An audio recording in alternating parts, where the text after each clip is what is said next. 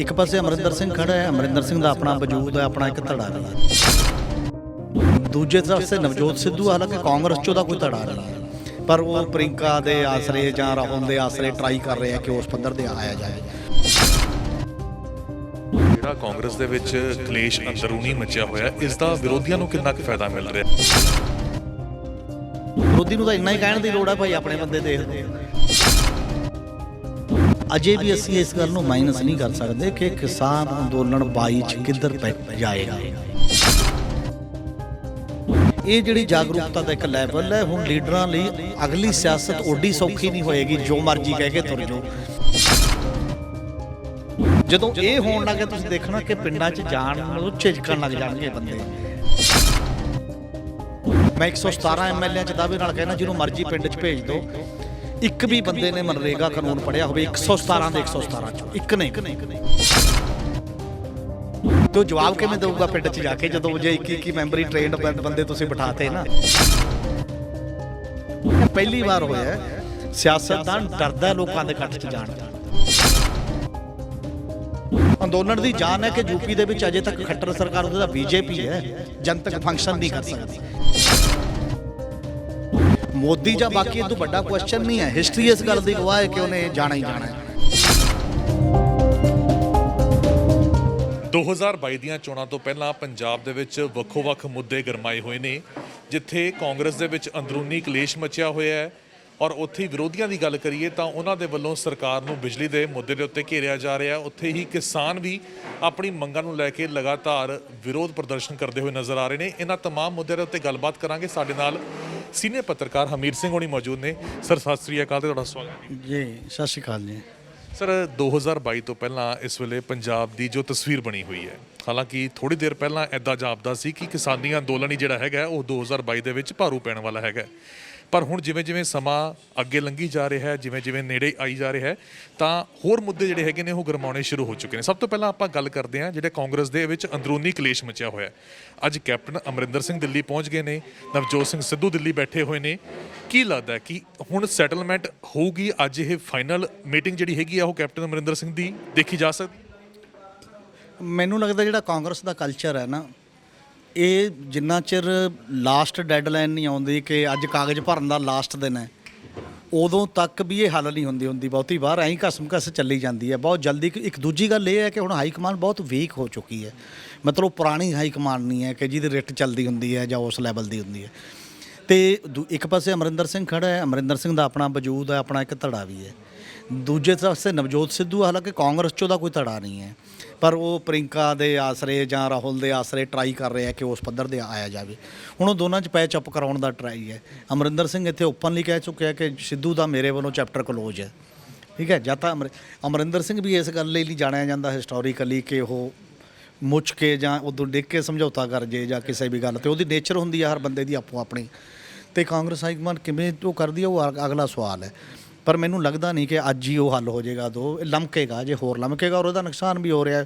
ਔਰ ਜਦੋਂ ਦਾ ਕਿਸਾਨ ਅੰਦੋਲਨ ਚੱਲਿਆ, ਅਸਲ 'ਚ ਪਹਿਲਾਂ ਤਾਂ ਕਾਂਗਰਸ ਨੂੰ ਪਤਾ ਹੀ ਹੈ ਕਿ ਉਹਨੇ ਨਾ ਕੋਈ ਵਾਅਦਾ ਪੂਰਾ ਕੀਤਾ ਹੈ। ਐਵੇਂ ਹੀ ਕਹੀ ਜਾਂਦੇ ਨੇ 85% ਘਰ ਘਰ ਰੁਜ਼ਗਾਰ ਦਾ ਵਾਅਦਾ ਕਿੱਥੇ ਗਿਆ। ਨਸ਼ੇ ਦਾ 4 ਹਫ਼ਤਿਆਂ 'ਚ ਲੱਖ ਤੋੜਨਾ, ਨਸ਼ਾ ਤਾਂ ਛੱਡੋ, ਮਤਲਬ 4 ਹਫ਼ਤਿਆਂ 'ਚ ਲੱਖ ਤੋੜਨਾ ਤਾਂ ਛੱਡੋ, ਅਜੇ ਤੱਕ ਜਿਹੜੀ ਹਰਪ੍ਰੀਤ ਸਿੱਧੂ ਦੀ ਰਿਪੋਰਟ ਹੈ ਪੈਂਡਿੰਗ ਪਈ ਹੈ ਹਾਈ ਕੋਰਟ 'ਚ, ਉਹ ਤੁਸੀਂ ਸਾਹਮਣੇ ਲੋਕਾਂ ਦੇ ਨਹੀਂ ਲਿਆ ਰਹੇ।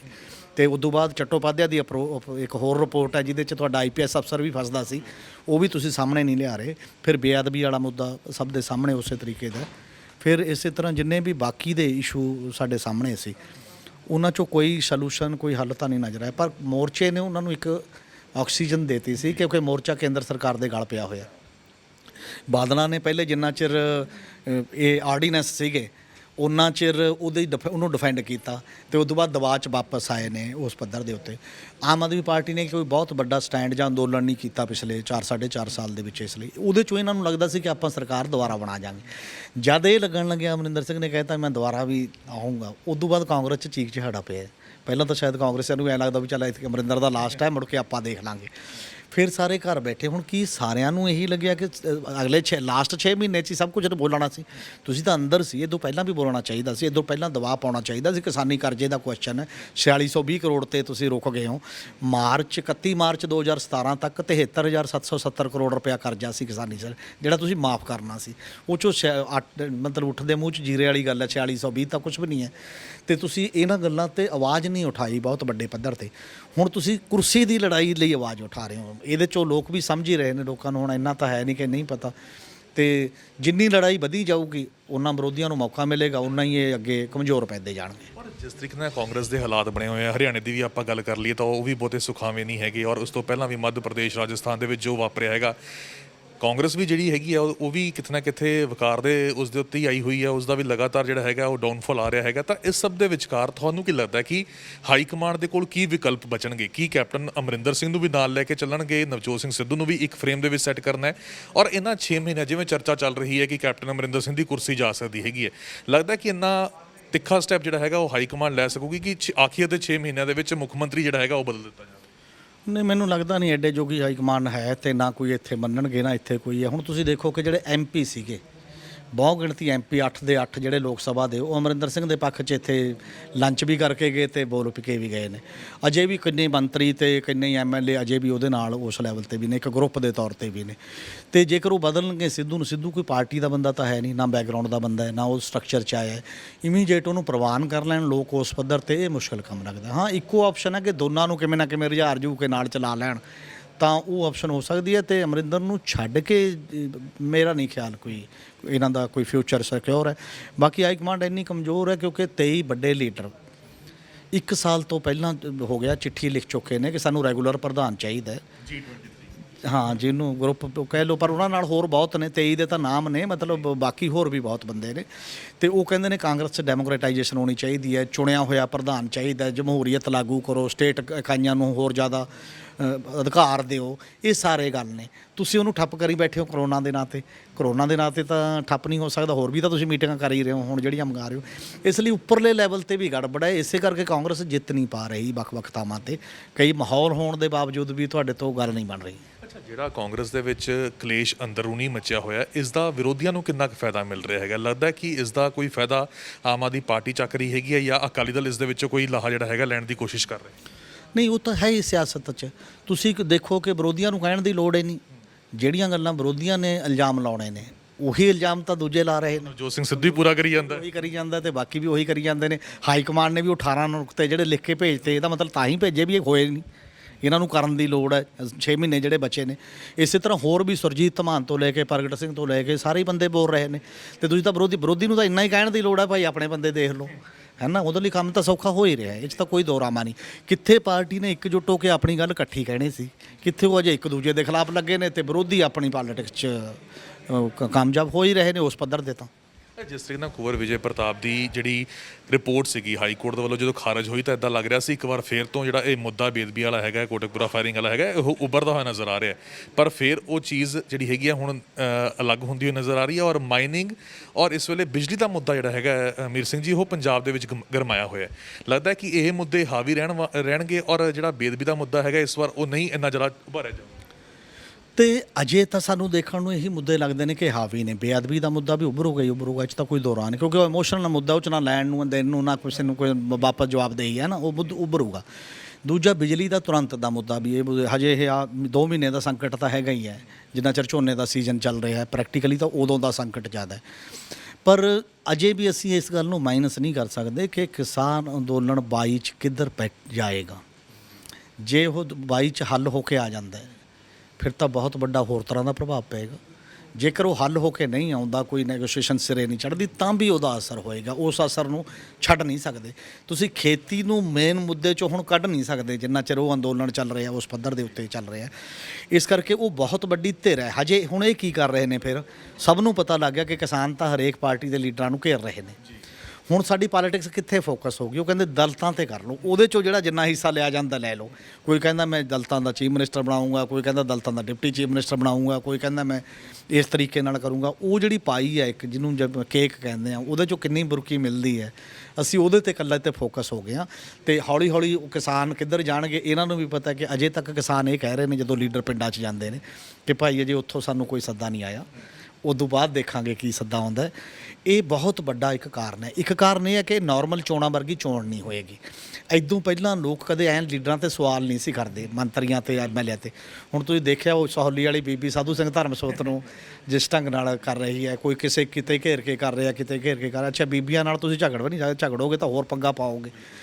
ਇਹ ਜਿਹੜੀ ਜਾਗਰੂਕਤਾ ਫੈਲਾਈ ਹੈ ਕਿਸਾਨ ਅੰਦੋਲਨ ਨੇ, ਕਿਤੇ ਨਾ ਕਿਤੇ ਸੋਸ਼ਲ ਮੀਡੀਆ ਦਾ ਵੀ ਬਹੁਤ ਇੰਪੈਕਟ ਪਿਆ ਹੈਗਾ, ਜਿਸ ਤੇ ਦੇਖਿਆ ਅਸੀਂ ਹਰ ਕੋਈ ਲਾਈਵ ਜਿਹੜਾ ਹੈਗਾ ਉਹ ਤੁਰੰਤ ਹੋ ਜਾਂਦਾ ਹੈਗਾ। ਕੋਈ ਮੰਤਰੀ ਆਵੇ ਉਹਨੂੰ ਘੇਰ ਕੇ ਨਾਲ ਹੀ ਫੋਨ ਦੇ ਉੱਤੇ ਲਾਈਵ ਹੋ ਜਾਂਦੇ ਨੇ, ਵੀਡੀਓ ਫਿਰ ਸਰਕੂਲੇਟ ਬਹੁਤ ਛੇਤੀ ਹੋ ਜਾਂਦੀ ਹੈਗੀ ਹੈ। ਇਸ ਚੀਜ਼ ਦਾ ਵੀ ਬੜਾ ਪ੍ਰਭਾਵ ਪਿਆ ਔਰ ਸਵਾਲ ਜਿਹੜੇ ਹੈਗੇ ਨੇ ਉਹ ਪੁੱਛਣੇ ਸ਼ੁਰੂ ਕਰ ਦਿੱਤੇ। ਹਾਲਾਂਕਿ 2019 ਦੀਆਂ ਲੋਕ ਸਭਾ ਚੋਣਾਂ ਦੀ ਵੀ ਗੱਲ ਕਰੀਏ ਤਾਂ ਉਦੋਂ ਵੀ ਇੱਦਾਂ ਹੀ ਸਾਂਸਦਾਂ ਨੂੰ ਸਵਾਲ ਪੁੱਛੇ ਗਏ ਸੀ ਜਿਹੜੇ ਪ੍ਰਚਾਰ ਕਰਨ ਵਾਸਤੇ ਜਾਂਦੇ ਸੀ। ਪਰ 19 ਚ ਵੀ ਉਹਨਾਂ ਨਹੀਂ ਸੀ ਪੁੱਛੇ ਗਏ ਜਿਹੜਾ ਹੁਣ ਅੰਦੋਲਨ ਨੇ ਲੋਕਾਂ 'ਚ ਇੱਕ ਆਤਮ ਵਿਸ਼ਵਾਸ ਪੈਦਾ ਕੀਤਾ ਹੈ। ਉਹ ਬਹੁਤ ਵੱਡੀ ਚੀਜ਼ ਹੈ।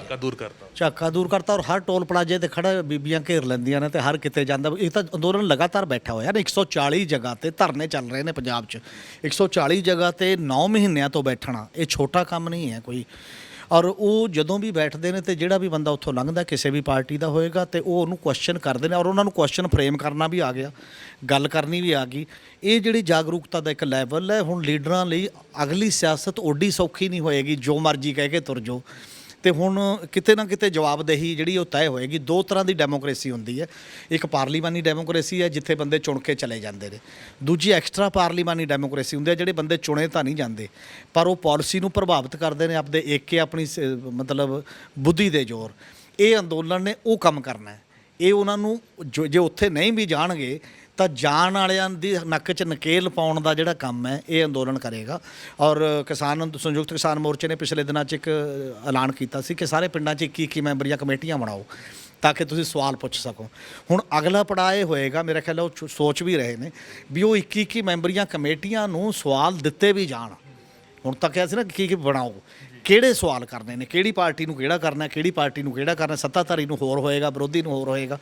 ਜਦੋਂ ਇਹ ਹੋਣ ਲੱਗ ਗਿਆ ਤੁਸੀਂ ਦੇਖਣਾ ਕਿ ਪਿੰਡਾਂ 'ਚ ਜਾਣ ਨੂੰ ਝਿਜਕਣ ਲੱਗ ਜਾਣਗੇ ਬੰਦੇ ਕਿਸੇ ਵੀ ਪਾਰਟੀ ਦੇ। ਬਖਸ਼ਿਆ ਕੋਈ ਵੀ ਨਹੀਂ ਜਾਊਗਾ, ਹਰ ਇੱਕ ਨੂੰ ਸਵਾਲ ਜਿਹੜਾ ਹੈਗਾ ਉਹ ਕੀਤਾ ਜਾਣਾ। ਬਿਲਕੁਲ ਹਾਂ। ਨਹੀਂ ਅੰਦੋਲਨ ਤਾਂ ਫਿਰ ਉਹ ਤਾਂ ਮਨੁੱਖਤਾ ਲਈ ਅੰਦੋਲਨ ਹੈ ਨਾ, ਪੰਜਾਬੀਅਤ ਲਈ ਹੈ। ਹੁਣ ਤੁਸੀਂ ਪੰਜਾਬ ਦਾ ਪਾਣੀ 2039 ਤੱਕ ਵਿਗਿਆਨੀ ਕਹਿ ਰਹੇ ਨੇ ਕਿ ਖਤਮ ਹੋ ਜਾਏਗਾ, ਹੈ ਨਾ। ਤੇ ਇਹਦਾ ਸਵਾਲ ਤਾਂ ਵੀ ਤੇਰੇ ਕੋਲ ਕੀ ਪ੍ਰੋਗਰਾਮ ਹੈ ਭਾਈ, ਇਹ ਤਾਂ ਪੁੱਛਿਆ ਹੀ ਜਾਊਗਾ, ਤੂੰ ਤਾਂ ਇਹਦੀ ਗੱਲ ਹੀ ਨਹੀਂ ਕਰ ਰਿਹਾ। ਔਰ ਇਸੇ ਢੰਗ ਦੇ ਨਾਲ ਪੰਜਾਬ ਦੇ ਵਿੱਚ ਜਿਹੜੇ ਸਾਰਾ ਉਜਾੜਾ ਹੋ ਰਿਹਾ ਵੱਡੀ ਤਰ੍ਹਾਂ। ਜਿੰਨੀ ਮਿਡਲ ਕਲਾਸ ਹੈ ਉਹਦੇ ਸਾਰੇ ਬੱਚੇ ਆਈਲੈਟਸ ਕਰਕੇ ਵਿਦੇਸ਼ ਭੱਜ ਰਹੇ ਨੇ। 1.5 ਲੱਖ ਬੱਚਾ ਹਰ ਸਾਲ ਜਾ ਰਿਹਾ। ਅਗਲੇ 10 ਸਾਲ ਦੇ ਵਿੱਚ ਪੰਜਾਬ ਦੀ ਮਿਡਲ ਕਲਾਸ ਦੇ ਘਰਾਂ 'ਚ ਜਿੰਦੇ ਹੋਣਗੇ ਔਰ ਉਹ ਜਿਹੜੇ ਜਿੰਦੇ ਲੱਗੇ ਹੋਣਗੇ ਤਾਂ ਪੰਜਾਬ ਕਿਹਨੇ ਬਚਾਉਣਾ ਫਿਰ ਉਸ ਮਾਮਲੇ ਦੇ ਵਿੱਚ। ਉਹਦਾ ਕੋਈ ਏਜੰਡਾ ਲਾ ਰਿਹਾ ਜਾਂ ਨਹੀਂ ਲਾ ਰਿਹਾ। ਹਜੇ ਤਾਂ ਅਸੀਂ NRI ਦੇ ਪੈਸੇ ਨੂੰ ਕਹਿ ਰਹੇ ਹਾਂ ਵੀ ਪੈਸਾ ਆ ਰਿਹਾ, ਹੁਣ ਤਾਂ ਪੈਸਾ ਵੀ ਜਾ ਰਿਹਾ ਠੇਕਿਆਂ ਦੇ ਰੂਪ ਦੇ ਵਿੱਚ, ਜ਼ਮੀਨਾਂ ਵੇਚਣ ਦੇ ਰੂਪ 'ਚ, ਫੀਸਾਂ ਦੇ ਰੂਪ ਦੇ ਵਿੱਚ। ਔਰ ਉਹ ਬਹੁਤ ਵੱਡੇ ਮਾਮਲੇ ਨੇ। ਇਸੇ ਢੰਗ ਦੇ ਨਾਲ ਜਿੰਨੇ ਵੀ ਇਸ਼ੂ, ਕਿਸਾਨੀ ਦਾ ਇਸ਼ੂ ਹੈ ਕਿ ਤੁਹਾਡੇ ਕੋਲ ਖੇਤੀ ਦਾ ਮਾਡਲ ਕੀ ਹੈ, ਖੇਤੀ ਹੁਣ ਤੱਕ ਤਾਂ ਬਰਬਾਦ ਹੋ ਰਹੀ ਹੈ, ਤੁਸੀਂ ਡਾਇਵਰਸਿਫਾਈ ਕਿਵੇਂ ਕਰੋਗੇ, ਜਿੰਨੇ ਕੁਐਸਚਨ ਆਉਣਗੇ ਸਭ ਦੇ ਸਾਹਮਣੇ। ਔਰ ਇਸੇ ਲਈ ਦਲਿਤਾਂ ਦੇ ਇਸ਼ੂ ਨੇ ਜਿਹੜੇ ਤੁਸੀਂ ਤੀਜੇ ਹਿੱਸੇ ਦੀ ਜ਼ਮੀਨ ਜਿਹਦੇ ਤੇ ਉਹ ਲੜ ਰਹੇ ਨੇ ਕਿਉਂ ਨਹੀਂ ਦਿੰਦੇ, ਜਿਹੜੀ ਕਾਨੂੰਨ ਦੇ ਵਿੱਚ ਹੈ। ਤੁਸੀਂ ਮਨਰੇਗਾ ਜਿਹੜੀ ਇੰਨਾ ਚਿਰ ਤੋਂ 15 ਸਾਲ ਤੋਂ ਅੱਜ ਤੱਕ ਵੀ ਉਹਨੂੰ ਕਿਉਂ ਰੁਜ਼ਗਾਰ ਨਹੀਂ ਦੇ ਰਹੇ। ਕਿੰਨੇ ਮੁੱਦੇ ਨੇ ਜਿਹੜੇ ਮੁੱਦਿਆਂ ਦੇ ਰੂਪ ਦੇ ਵਿੱਚ ਜਦੋਂ ਲੀਡਰਾਂ ਦੇ ਸਾਹਮਣੇ ਹੋਣਗੇ ਉਦੋਂ ਮੈਨੂੰ ਲੱਗਦਾ ਸਾਡੇ ਲੀਡਰ ਸਿਆਸੀ ਤੌਰ 'ਤੇ ਔਰ ਜਾਣਕਾਰੀ ਦੇ ਤੌਰ 'ਤੇ ਉਹਦੇ ਨਾਲ ਲੈਸ ਨਹੀਂ ਹੈ ਅਜੇ, ਉਹਨਾਂ ਨੂੰ ਪਤਾ ਨਹੀਂ ਹੈ। ਮੈਂ 117 MLA 'ਚ ਦਾਅਵੇ ਨਾਲ ਕਹਿਣਾ ਜਿਹਨੂੰ ਮਰਜ਼ੀ ਪਿੰਡ 'ਚ ਭੇਜ ਦਿਓ, ਇੱਕ ਵੀ ਬੰਦੇ ਨੇ ਮਨਰੇਗਾ ਕਾਨੂੰਨ ਪੜ੍ਹਿਆ ਹੋਵੇ 117 ਦੇ 117 'ਚੋਂ ਇੱਕ ਨੇ ਵੀ ਪੰਚਾਇਤੀ ਰਾਜ ਐਕਟ ਪੜ੍ਹਿਆ ਹੋਵੇ ਤੇ ਉਹ ਜਵਾਬ ਕਿਵੇਂ ਦੇਊਗਾ ਪਿੰਡ 'ਚ ਜਾ ਕੇ ਜਦੋਂ ਜੇ 21 ਮੈਂਬਰੀ ਟ੍ਰੇਨਡ ਬੰਦੇ ਤੁਸੀਂ ਬਿਠਾਤੇ ਨਾ। 73ਵੀਂ ਸੰਵਿਧਾਨਕ ਸੋਧ 24 ਅਪ੍ਰੈਲ 1993 ਨੂੰ ਹੋਈ ਸੀ। 29 ਡਿਪਾਰਟਮੈਂਟ ਟਰਾਂਸਫਰ ਹੋਣੇ ਸੀਗੇ ਪੰਚਾਇਤੀ ਰਾਜ ਸੰਸਥਾਵਾਂ ਨੂੰ, ਉਹਨਾਂ ਦੇ ਮੁਲਾਜ਼ਮ ਟਰਾਂਸਫਰ ਹੋਣੇ ਸੀ, ਉਹਨਾਂ ਦਾ ਫੰਡ ਟਰਾਂਸਫਰ ਹੋਣਾ ਸੀ। ਕਿੱਥੇ ਅਸੀਂ ਕਰਨਾਟਕਾ ਤੋਂ ਵੀ ਨਹੀਂ ਸਿੱਖ ਰਹੇ, ਅਸੀਂ ਕੇਰਲਾ ਤੋਂ ਵੀ ਨਹੀਂ ਸਿੱਖ ਰਹੇ, ਕਿਉਂਕਿ ਸਾਡੇ ਸਰਕਾਰੀ ਮੁਲਾਜ਼ਮ ਵੀ, ਸਰਕਾਰ ਵੀ, ਬਿਊਰੋਕਰੇਟ ਵੀ ਤੇ ਪੋਲੀਟੀਸ਼ੀਅਨ ਵੀ ਇਹ ਗੱਠਜੋੜ ਹੈ ਆਮ ਲੋਕਾਂ ਦੇ ਖਿਲਾਫ। ਇਹ ਆਮ ਲੋਕਾਂ ਨੂੰ ਕੋਈ ਤਾਂ ਦੇਣਾ ਹੀ ਨਹੀਂ ਚਾਹੁੰਦਾ ਰਾਈਟ ਕਿ ਉਹਨਾਂ ਦੇ ਸਾਹਮਣੇ ਅਸੀਂ ਸਾਰੀਆਂ ਯੂਨੀਅਨਾਂ ਖਿਲਾਫ ਨੇ ਇਹ ਤਾਂ ਪੰਚਾਇਤਾਂ ਨੂੰ ਅਧਿਕਾਰ ਦੇਣ ਦੇ, ਕਿਉਂਕਿ ਉਹ ਕਹਿੰਦੇ ਅਸੀਂ ਸਰਕਾਰ 'ਚ ਹਾਂ। ਜਿਹੜਾ ਆਰਗੇਨਾਈਜ਼ਡ ਸੈਕਟਰ ਹੈ ਇਹ ਉਹ 97% ਗੈਰ ਸੰਗਠਿਤ ਖੇਤਰ ਦੇ ਕਾਸਟ ਤੇ ਪਲ ਰਿਹਾ ਅਸਲ ਦੇ ਵਿੱਚ। ਇਹੀ ਤਨਖਾਹਾਂ ਦੇ ਮਾਮਲੇ ਦੇ ਵਿੱਚ 82,000 ਕਰੋੜ ਰੁਪਈਆ ਰੈਵਨਿਊ ਹੈ ਪੰਜਾਬ ਸਰਕਾਰ ਦਾ ਇਸ ਵਾਰ ਦਾ, ਆ ਪਿਛਲੇ ਸਾਲ ਦਾ। 40,000 ਕਰੋੜ ਰੁਪਏ ਤਨਖਾਹ ਤੇ ਉਹਦੇ ਤੇ ਜਾਂਦਾ ਇਕੱਲਾ ਪੈਨਸ਼ਨਾਂ ਤੇ, ਔਰ ਉਹਦੇ ਚ 11,600 ਕਰੋੜ ਰੁਪਇਆ ਸਬਸਿਡੀ ਤੇ ਹੈ। 16,000 ਕਰੋੜ ਕਰਜ਼ੇ ਦਾ ਵਿਆਜ ਹੈ, ਪੰਜੀ ਵੀ ਨਹੀਂ ਬਚਦੀ। ਕਿੱਥੋਂ ਪੰਜਾਬ ਸਰਕਾਰ ਕੀ ਹੋਈ? ਜਿਹੜਾ ਮਾੜਾ ਮੋਟਾ ਪੈਸਾ ਆਉਂਦਾ ਹੈ ਇਹ 15ਵੇਂ ਫਾਈਨਾਂਸ ਕਮਿਸ਼ਨ ਦਾ ਜਿਹੜਾ ਡਾਇਰੈਕਟ ਪੰਚਾਇਤਾਂ ਦੇ ਖਾਤੇ ਜਾਣਾ ਚਾਹੀਦਾ ਸੀ, ਉਹ ਵੀ ਸਰਕਾਰ ਇੱਥੇ ਰੋਕ ਕੇ ਆਪਣੇ ਖਾਤਿਆਂ 'ਚ ਮੰਤਰੀ ਸੰਤਰੀ ਵੰਡਦੇ ਫਿਰ ਰਹੇ ਨੇ। ਮੈਂ ਤੁਹਾਨੂੰ ਦੇ ਰਿਹਾ, ਜਿੱਦਣ ਲੋਕਾਂ ਨੂੰ ਪਤਾ ਲੱਗਾ ਕਿ ਮੇਰੇ ਡਾਇਰੈਕਟ ਖਾਤੇ 'ਚ ਆਉਣਾ। ਤੁਹਾਨੂੰ ਪਤਾ ਪੰਜਾਬ ਸਰਕਾਰ ਨੇ ਕਰਜ਼ੇ ਦਾ ਵਿਆਜ ਭਰਿਆ। ਜਿਹੜਾ ਪੈਸਾ ਡਾਇਰੈਕਟ ਆਉਂਦਾ ਜੇ 15 ਦਿਨ ਤੋਂ ਵੱਧ ਸਰਕਾਰੀ ਖਜ਼ਾਨੇ 'ਚ ਰੁਕ ਜੇ ਤਾਂ ਉਹਦਾ ਵਿਆਜ ਪੈਂਦਾ, ਚਾਹੇ ਸਰਕਾਰ ਰੋਕ ਲੇ ਚਾਹੇ ਜਿਹੜਾ ਮਰਜ਼ੀ ਰੋਕ ਲੇ। 1 ਪੈਸੇ ਸੂਬੇ ਦੇ ਬਜਟ 'ਚੋਂ ਕਿਸੇ ਵੀ ਪੇਂਡੂ ਮਾਮਲੇ ਦੇ ਵਿੱਚ ਪੰਚਾਇਤਾਂ ਨੂੰ ਨਹੀਂ ਗਏ, 5 ਪੈਸੇ ਵੀ ਪਿਛਲੇ 15 ਸਾਲਾਂ 'ਚ।